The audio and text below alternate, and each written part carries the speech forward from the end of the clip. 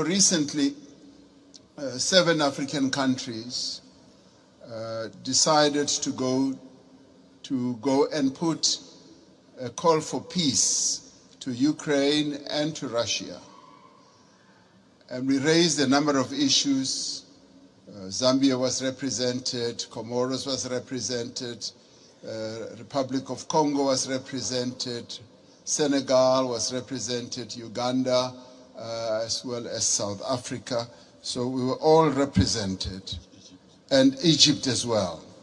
So we were all at one, that even as we were going to address an issue of the war which has had a negative impact on the African continent, which is the rise in prices for food, rise in prices for fertilizers, we were clear that we are not going there as beggars. We are not going to ask for a favor to both Ukraine and Russia. We were going there to say, open up the Black Sea Channel so that the grains and the fertilizers should go into the world market. So we were not on a begging mission, even as we are in great need as a continent and all that. That should go to demonstrate that Africa should never be seen as a continent that needs generosity. We want to be treated as equals. Even in the multilateral institutions, we want to be treated as equals. And if our equity is at a low ebb, there must be ways in which that can be addressed. To us, this is very important. Our sovereignty is one of the things that we hold on dearly to. And we demonstrated that very clearly to both President Zelensky and to President Putin when it came to this issue. Even as there were suggestions that, yes, we can donate this, we can donate that, we said, we want you to release these grains and fertilizers to the world market so that the world can trade in these commodities and other issues we can handle in a different way. I wanted to make that point so that it should be understood where Africa has evolved up to. We want to be key players on the world stage, want to be key players even in the financial markets and in the MDBs. Now, these are the positive things. I do, Mr. President Macron, want us to address another issue which to us is a bit of a negative. You will have heard President Sisi talking about the 100 billion that was promised in Paris. President Sassou Nguesso yesterday as well also spoke about it at the dinner. Now there is that issue that a number of the commitments that have been made have not really been fully lived up to.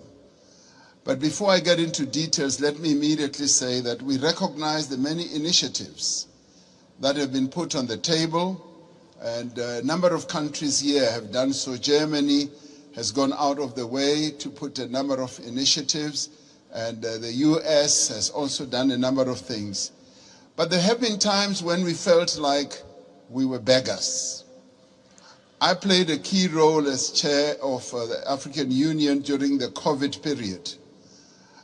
We felt like we were beggars when it came to vaccine availability, when we felt we needed access to vaccines, and the Northern Hemisphere countries had bought all the vaccines in the world, and they were hogging them. And they didn't want to release them at the time when we needed them most. And we felt like we were begging. And at times it felt like they would just be droppings from the table, that yes, we will give you that and that. And let me tell you something that generated a lot of resentment. We resented that, and it got worse when we said we want to manufacture our own vaccine.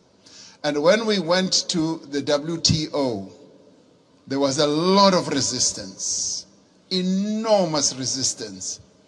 And we kept saying, what is more important, life or profits by your big pharmaceutical companies? And that too, I must tell you now, generated and deepened that disappointment and resentment on our part, because we felt like life in the Northern Hemisphere is much more important than life in the global South. And these are issues that need to be addressed. And I'm glad that we are all seated here like this, because we've got to get to the heart of these matters and address them. Now, I come to promises that have been made. And Chancellor Scholz was saying, we've got to walk the talk. Yes, we want to see the talk being walked. President Sassou Nguesso yesterday said at the dinner, $100 billion was promised per year. And he was saying, I've never seen that. And many of us will testify that that $100 billion has never really been made available. And this should stand out as something that needs to be addressed. Because sometimes we sit at conferences like this and say, yes, we'll make this available, and we believe you. We believe you, but now the tire must hit the tar. We must now see action flowing from that. Now, I want to then talk about something very practical. President Sassou Nguesso raised it yesterday. He said he would be happy if flowing from this summit, we do something very practical on the infrastructure side.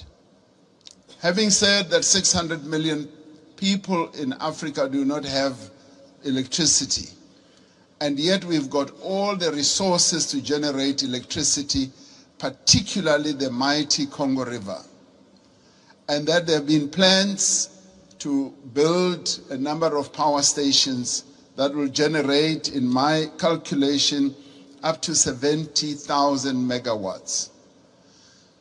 And he said, and I want to speak in support of this proposal, that to prove that these summits are not summits where we just talk, flowing from the Paris COP as well as others, let us now put money on the table and collectively say we are going to address this mega project.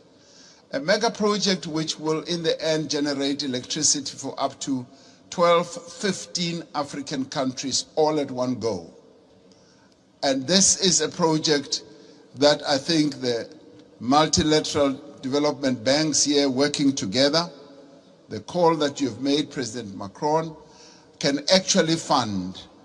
And where, as we rise from this, we should be able to say the Inga Dam is now going to be developed into the Inga Power Station, the one that President Sassou Nguesso mentioned, and the next one as well.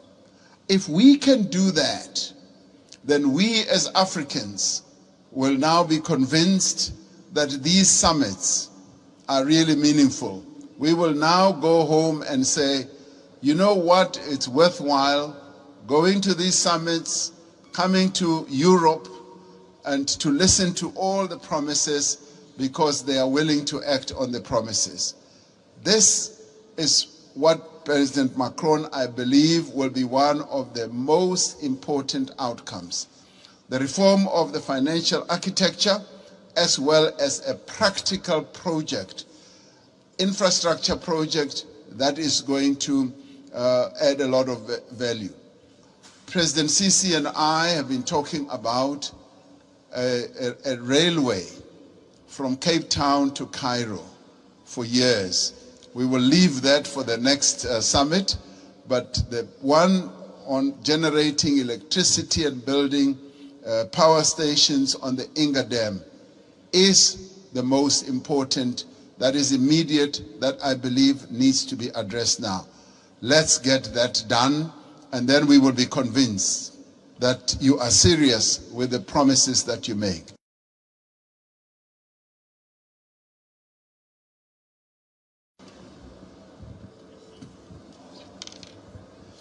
Thank you very much, President Macron.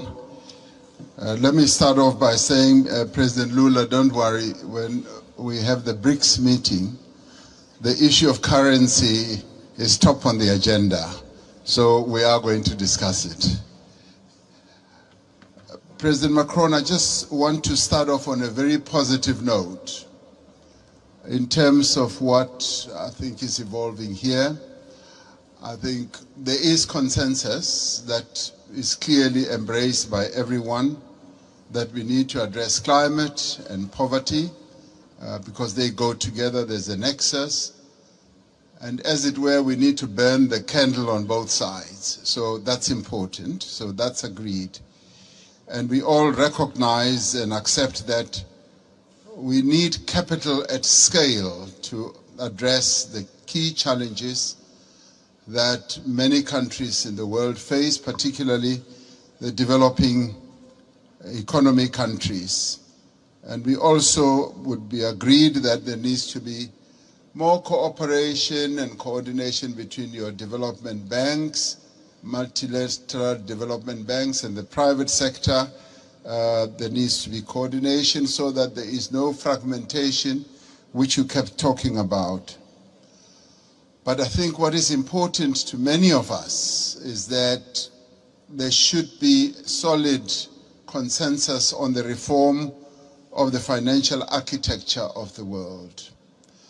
Because without that reform, the dreams and the objectives that we have to address our challenges will not be realized. And those reforms need to touch on a whole range of issues.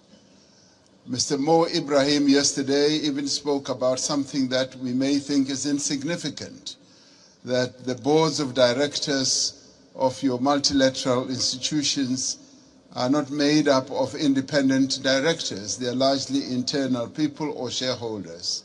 So that in itself, for us, it's an important reform. We also need to look at the distribution of the special drawing rights.